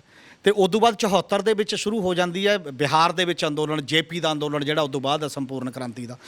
75 ਤੱਕ ਆਉਂਦੇ ਇੰਦਰਾ ਗਾਂਧੀ ਦਾ ਉਹ ਪੂਰਾ ਦੁਰਗਾ ਦਾ ਖਿਤਾਬ, 353 ਸੀਟਾਂ ਉੱਡ ਜਾਂਦੀਆਂ ਨੇ ਤੇ ਉਹਨੂੰ ਐਮਰਜੈਂਸੀ ਲਾਉਣੀ ਪੈਂਦੀ ਹੈ। ਤੇ 77 'ਚ ਪਹਿਲੀ ਵਾਰ ਹਾਰਦੀ ਹੈ ਐਡੇ ਵੱਡੇ ਪੱਧਰ ਤੇ ਕਾਂਗਰਸ।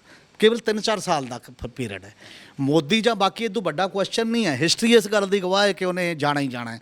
ਕੋਈ ਵੱਡਾ ਲੋਕਾਂ ਦੇ ਉਭਾਰ ਤੋਂ, ਲੋਕਾਂ ਦੇ ਨਾਲ ਮਿਲ ਕੇ ਹੀ ਤੁਸੀਂ ਰਾਜ ਕਰ ਸਕਦੇ ਹੁੰਦੇ ਹੋ। ਠੀਕ ਹੈ, ਕੁਝ ਦੇਰ ਤਾਕਤ ਰਹਿੰਦੀ ਹੈ। ਕਈ ਵਾਰ ਜਿਹੜੇ ਬੰਦੇ ਦੂਰ ਅੰਦੇਸ਼ ਨਹੀਂ ਹੁੰਦੇ ਉਹਨਾਂ ਨੂੰ ਲੱਗਦਾ ਹੁੰਦਾ ਵੀ ਆਪਾਂ ਤਾਂ ਹਾਰ ਗਏ, ਉਹ ਤਾਂ ਮੰਨਦੇ ਹੀ ਨਹੀਂ। ਬਹੁਤ ਲੀਡਰ ਇੱਥੋਂ ਟੱਸ ਤੇ ਮਸ ਨਹੀਂ ਹੁੰਦੇ, ਐ ਨਹੀਂ ਹੁੰਦੇ। ਇਹ ਨਿਰਾਸ਼ਾਵਾਂ ਉਸ ਪੱਧਰ ਦੀਆਂ ਹੁੰਦੀਆਂ ਨੇ ਕੇਵਲ ਜਦੋਂ ਨੋਮ ਚਮਸਕੀ ਵਰਗਾ ਬੰਦਾ ਕਹਿੰਦਾ ਕਿ ਤੁਹਾਡਾ ਅੰਦੋਲਨ ਟਾਰਚ ਦਾ ਕੰਮ ਕਰ ਰਿਹਾ ਦੁਨੀਆ ਦੇ ਵਿੱਚ। ਦੁਨੀਆ ਨੂੰ ਇਹੋ ਜਿਹੇ ਅੰਦੋਲਨਾਂ ਤੋਂ ਸਿੱਖਣਾ ਚਾਹੀਦਾ ਹੈ। ਡੈਡ ਮਾਹੌਲ ਦੇ ਵਿੱਚ ਪੈਦਾ ਹੋਇਆ ਦੁਨੀਆ ਦਾ ਇਹ ਸਭ ਤੋਂ ਵੱਡਾ ਤੇ ਪੀਸਫੁਲ ਅੰਦੋਲਨ ਹੈ, ਤੇ ਇਸ ਲਈ ਇਹਨੂੰ ਆ ਦੂਜੀਆਂ ਛੋਟੀਆਂ-ਮੋਟੀਆਂ ਗੱਲਾਂ ਬਾਤਾਂ 'ਚ ਪਰਖ ਕੇ ਐਡਾ ਛੋਟਾ ਨਹੀਂ ਕਰਨਾ ਚਾਹੀਦਾ। ਇਹਦਾ ਰੁਤਬਾ ਬਹੁਤ ਵੱਡਾ ਹੈ, ਦਾਇਰਾ ਬਹੁਤ ਵੱਡਾ ਹੈ। ਇਹ ਵੀ ਕਿਆਸਰਾਈਆਂ ਲਗਾਈਆਂ ਜਾ ਰਹੀਆਂ ਨੇ ਕਿ 2022 ਦੇ ਵਿੱਚ ਮਮਤਾ ਬੈਨਰਜੀ ਵੀ ਕੋਈ ਆਪਣਾ ਰੋਲ ਨਿਭਾ ਸਕਦੇ ਹੈਗੇ ਨੇ। ਲੱਗਦਾ ਹੈ ਕਿ ਜਿਸ ਤਰੀਕੇ ਦੇ ਨਾਲ ਪੱਛਮੀ ਬੰਗਾਲ ਦੇ ਵਿੱਚ ਜੋ ਮਮਤਾ ਬੈਨਰਜੀ ਦੀ ਜਿੱਤ ਹੋਈ ਹੈਗੀ ਹੈ, ਜਿਸ ਤਰੀਕੇ ਨਾਲ ਇਹ ਲੜਾਈ ਮਮਤਾ ਬੈਨਰਜੀ ਵਰਸਸ PM ਮੋਦੀ ਦੀ ਰਹੀ ਹੈਗੀ ਆ, ਉਹ 2022 ਦੇ ਵਿੱਚ ਵੀ ਕੋਈ ਨਾ ਕੋਈ ਆਪਣਾ ਇਸ ਦੇ ਵਿੱਚ ਯੋਗਦਾਨ ਪਾਊਗੀ। ਨਹੀਂ, ਮਮਤਾ ਦਾ ਹੋਏਗਾ। ਯੂਪੀ ਤਾਂ ਉਹਨੇ ਜਾਣਾ ਹੀ ਹੈ। ਯੂਪੀ 'ਚ ਤਾਂ ਉਹ ਸਾਰਿਆਂ ਦੀ ਸਹਿਮਤੀ ਕਰਾਉਣ ਲਈ, ਉਹ ਓਵਰਆਲ ਵੀ ਸਹਿਮਤੀ ਕਰਾਉਣ ਨੂੰ ਟਰਾਈ 'ਚ ਹੈ ਵੈਸੇ ਤਾਂ, ਕਿ ਕੋਈ ਇਹੋ ਜਿਹਾ ਗੱਠਜੋੜ ਬਣਨਾ ਚਾਹੀਦਾ ਦੇਸ਼ ਪੱਧਰ ਤੇ ਉਹਨੂੰ ਕਰਨ ਲਈ। ਮੈਨੂੰ ਤਾਂ ਲੱਗਦਾ ਪੰਜਾਬ 'ਚ ਵੀ ਜਦੋਂ ਇਹ ਚੱਕਰ ਮਾਰੂਗੀ ਤੇ ਜੇ ਬਾਕੀ ਜਿਹਦੀ ਧਿਰ ਦੇ ਖਿਲਾਫ ਹੈਗੀ ਤਾਂ ਉਹਦਾ ਇੱਕ ਲੈਵਲ ਦਾ ਅਸਰ ਪਊਗਾ, ਸਾਰਾ ਤਾਂ ਨਹੀਂ। ਔਰ ਕਿਉਂਕਿ ਬੰਗਾਲ 'ਚ ਜਿੱਤ ਤੋਂ ਮੈਨੂੰ ਲੱਗਦਾ ਉਹਨੇ ਬੰਗਾਲ 'ਚ ਲੱਡੂ ਨਹੀਂ ਵੰਡੇ ਗਏ ਜਿੰਨੇ ਪੰਜਾਬ 'ਚ ਵੰਡੇ ਗਏ ਨੇ, ਵੀ ਮਮਤਾ ਜਿੱਤ ਗਈ ਮੋਦੀ ਹਾਰ ਗਿਆ, ਜਿਹੜਾ ਇਸ ਪੱਧਰ ਤੇ ਹੈ। ਔਰ ਕਾਫੀ ਲੋਕ ਲੱਗੇ ਨੇ। ਮੈਨੂੰ ਤਾਂ ਲੱਗਦਾ ਮਮਤਾ ਅੰਮ੍ਰਿਤਸਰ ਆਏਗੀ, ਮੱਥਾ ਟੇਕੇਗੀ, ਜਦੋਂ ਰੈਲੀ 'ਚ ਕੋਈ ਸੰਬੋਧਨ ਕਰਨਗੇ ਬਥੇਰੇ ਲੋਕ ਆਣਗੇ। ਹਰ ਚੀਜ਼ ਚੇਂਜ ਕਰੇਗੀ, ਮਤਲਬ ਕੋਈ ਇੱਕ ਗੱਲ ਨਹੀਂ। ਮੇਰੇ ਖਿਆਲ ਉਹਨੇ ਜਦੋਂ ਟਕੈਤ ਹੋਣੀ ਗਏ ਸੀ ਇਹ ਵੀ ਕਿਹਾ ਸੀ ਕਿ ਮੈਂ ਉੱਥੇ ਕਿਸਾਨਾਂ ਦੇ ਉਹਦੇ 'ਚ ਵੀ ਦਿੱਲੀ ਵੀ ਆਉਂਗੀ, ਕਿਉਂਕਿ ਪਹਿਲਾਂ ਅਜੇ ਉਹਨੇ ਆਪਣੀ ਸਟੇਟ ਸੰਭਾਲਣੀ, ਹਜੇ ਤਾਂ ਉਹ BJP ਖਾਲੀ ਕਰ ਰਹੀ ਹੈ, ਕਾਂਗਰਸ ਖਾਲੀ ਕਰ ਰਹੀ ਹੈ। ਸਾਰੇ ਮਿੰਤ ਤਰਲਾ ਕਹਿੰਦੇ ਨੇ ਵਾਪਸ ਆਪਣੇ ਆਪ 'ਚ ਮਨਾ ਲਓ। ਮੋਦੀ ਨੂੰ ਸ਼ਾਇਦ ਉਹਦੀ ਭਾਸ਼ਾ 'ਚ ਟੱਕਰ ਪਹਿਲੀ ਵਾਰ ਮਿਲੀ ਹੈ ਕਿਸੇ ਚੀਫ ਮਿਨਿਸਟਰ ਤੋਂ, ਜੇ ਮਿਲੀ ਹੋਵੇ ਨਾ। ਤੇ BJP ਦੇ ਬੰਦੇ ਮਤਲਬ ਪੋਸਟਰ ਲੈ ਕਹਿੰਦੇ ਨੇ ਸਾਨੂੰ ਤੁਹਾਡੀ ਪਾਰਟੀ 'ਚ ਸ਼ਾਮਲ ਕਰ ਲਓ। ਹੁਣ ਤਾਂ ਸਿਰ ਮੁੰਡਵਾ ਕੇ ਗੰਗਾ ਜਲ ਛਿੜ ਕੇ ਵਾਪਸ ਜਿਹੜੀਆਂ ਇਹ BJP ਲੋਕਾਂ ਨਾਲ ਦੂਜਿਆਂ ਨਾਲ ਕਰਦੀ ਹੈ। ਮੱਧ ਪ੍ਰਦੇਸ਼ 'ਚੋਂ ਕਾਂਗਰਸ ਦੇ ਬੰਦਿਆਂ ਨੂੰ ਐਵੇਂ ਲੈ ਕੇ ਗਈ, ਸਰਕਾਰ ਪਲਟਤੀ। ਅਰੁਣਾਚਲ ਦੇ ਵਿੱਚ ਇਹੀ ਹਾਲ ਕੀਤਾ। ਬਾਕੀ ਪਰ ਉਹਨਾਂ ਕੋਲ ਲੜਨ ਦਾ ਦਮ ਨਹੀਂ ਹੈ, ਉਸ ਪੱਧਰ ਦਾ ਸੜਕ ਤੇ ਲੜਨ ਦਾ ਦਮ ਨਹੀਂ ਹੈ। ਮੁਖਰਜੀ ਹੁਣੇ ਸ਼ਾਮਲ ਹੋ ਗਏ। ਹਾਂ, ਉਹ ਕਾਂਗਰਸ 'ਚੋਂ ਚਲੇ ਗਏ। ਤੇ ਇਸ ਲਈ ਇਹ ਹੈ ਕਿ ਮੈਨੂੰ ਤਾਂ ਇਹ ਲੱਗਦਾ ਹੁੰਦਾ ਫਿਰ ਨਵੀਂ ਕਾਂਗਰਸ ਕਿਸੇ ਹੋਰ ਰੂਪ 'ਚ ਉਹ ਤਾਂ ਇਹੀ ਕਹਿੰਦਾ ਮੈਂ ਇੱਕ ਕਾਂਗਰਸ ਛੱਡੀ ਆ ਦੂਜੀ ਚਲਾ ਗਿਆ। ਇਹਦਾ ਮਤਲਬ ਹੌਲੀ ਹੌਲੀ ਕਿਤੇ ਇਹ ਨਾ ਬਣ ਜੇ ਸੈਂਟਰਲ ਪੁਆਇੰਟ ਜਿਹੜੇ ਕਾਂਗਰਸ ਦੇ 23 ਗਰੁੱਪ 23 ਹੈ, ਬਾਕੀ ਹੋਰ ਲੀਡਰ ਨੇ, ਕਾਂਗਰਸ ਇੱਕ ਵਾਰ ਫੇਰ ਟੁੱਟ ਜੇ ਨੈਸ਼ਨਲ ਲੈਵਲ ਤੇ, ਔਰ ਉਹ ਸਾਰਾ ਗਰੁੱਪ ਇਕੱਠਾ ਹੋ ਕੇ ਕੋਈ ਜੁਆਇੰਟ ਦਾ ਹਿੱਸਾ ਬਣ ਜੇ ਪੂਰੇ ਨੈਸ਼ਨਲ ਲੈਵਲ ਤੇ। ਇਸ ਸੰਭਾਵਨਾ ਨੂੰ ਰੱਦ ਨਹੀਂ ਕੀਤਾ ਜਾ ਸਕਦਾ। ਪਵਾਰ ਦੀ ਕੋਈ ਭੂਮਿਕਾ ਲੱਗਦੀ ਹੈਗੀ ਹੈ ਕਿ ਰਹਿਣ ਵਾਲੀ ਹੈਗੀ ਹੈ ਅੱਗੇ ਆਉਣ ਵਾਲੀਆਂ ਚੋਣਾਂ ਦੇ ਵਿੱਚ ਸਰਕਾਰ ਬਦਲਣ ਦੇ ਵਿੱਚ? ਮੈਨੂੰ ਲੱਗਦਾ ਨਹੀਂ ਕਿ ਤਾਂ ਉਹ ਬਹੁਤ ਬਜ਼ੁਰਗ ਹੋ ਗਿਆ। ਬਾਕੀ ਅਜੇ ਉਹ ਬਹੁਤ ਝੰਜਟਾਂ 'ਚ ਫਸਿਆ। ਤੇ ਬਾਕੀ ਸਰਦ ਪਵਾਰ ਚੌਥੇ ਹਿੱਸੇ ਦਾ ਪਲੇਅਰ ਹੈ ਮਹਾਰਾਸ਼ਟਰ 'ਚ ਵੀ, ਕਦੇ ਵੀ ਅੱਧਾ ਪਲੇਅਰ ਨਹੀਂ ਬਣਿਆ ਅੱਜ ਤੱਕ। 4 ਧਿਰਾਂ ਨੇ, ਕਾਂਗਰਸ ਹੈ, NCP ਹੈ, ਸ਼ਿਵ ਸੈਨਾ ਤੇ BJP ਹੈ।